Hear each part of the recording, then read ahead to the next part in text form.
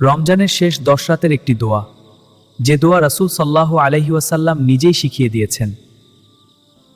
যদি আপনি জানতেন এই ছোট্ট দোয়ার শক্তি কত বড়, তাহলে হয়তো প্রতিদিন শতবার পড়তেন।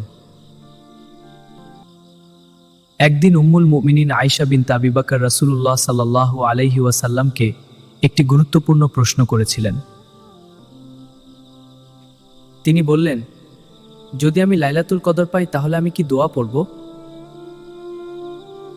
তখন মুহাম্মদ তাকে এই দোয়া শিখিয়ে দেন, আল্লাহুম্মা ইন্নাকা আফুন তুহিব্বুল আফওয়া ফাআফু আন্নি।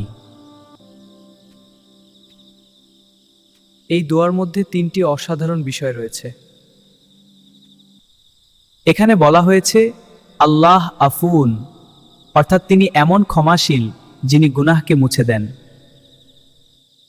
ভাইয়া, এই বইটা নতুন কিনেছি। দেখি, ওয়াও, সুন্দর। হ্যাঁ, অনেক ভালো। আমাকে একটু পড়তে দাও। অবশ্যই ভাইয়া। ভাইয়া, তুমি শবে কদরের দোয়ার কথা বলছিলে?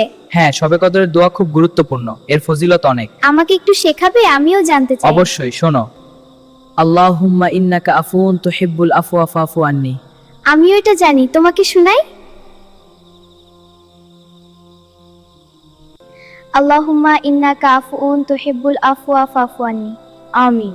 আচ্ছা, বিদায়।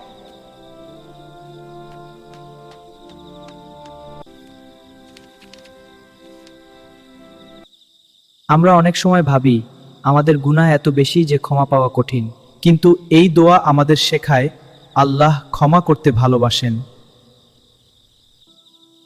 রমজানের শেষ 10 রাত তাহাজ্জুদে, সিজদায় বা যে কোনো সময় আন্তরিকভাবে এই দোয়া পড়ুন।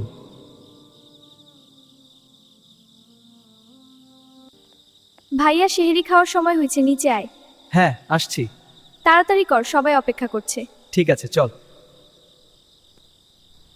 বন্ধুরা, আজ থেকেই এই দোয়া বেশি বেশি পড়ুন এবং অন্যদেরও শিখিয়ে দিন। কারণ কে জানে, হয়তো এই ছোট্ট দোয়া আপনার জীবনের সবচেয়ে বড় নাজাতের কারণ হয়ে যাবে।